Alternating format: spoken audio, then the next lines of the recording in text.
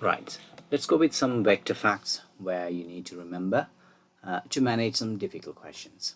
Right, so let's say vector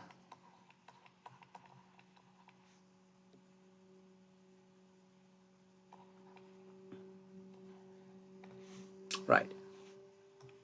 The first point I would say, if you know two vectors where they parallel, they must have the same vector, but the scale factor can be vary, right? Suppose if I say the vector AB and the vector PQ are parallel.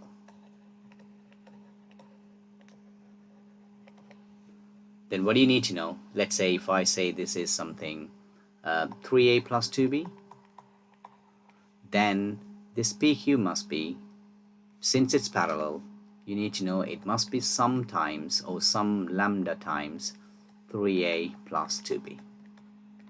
It depends. If the length is twice, the lambda will be twice. If the length is 3 times, the PQ is 3 times the AB, then the lambda must be 3, right? Then the second point you need to understand, suppose if you have a straight line, let's say this is given A to B. Now the vector AB is given, let's say maybe 6A plus 15B. Let's say there is a point maybe P. The ratio between AP is to PB is given 2:1. So since the ratio is 2:1, what we need to know, there are two portions in here. In here there is one portion. So altogether this length AB splitted into 3 portions. So the AP can be written as a 2 out of 3 portions, and then PB can be written as a 1 out of 3 portions. So how do we write this AP? The AP can be expressed as a 2/3 of AB. So 2/3 of AB, where we can say 2/3 of 6A plus 15B. Where you can be simplify these things as well, where 6A and 15 has a 3 in common, we can do is we can factorize that 3 and we can say this is 2A plus 5B. Where you can simplify these two. Later you can expand this one by 2, so you will end up in by 4A plus 10B. Now the third important point I would say, suppose if you have a straight line where there is a point in the middle, if you don't know the ratio, let's say AD is given AB, let's say the A to B is given something 6A plus maybe 15B.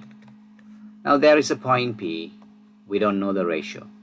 So the A to P can be written as a lambda lots of 6A plus 15B. This is an important point you need to understand.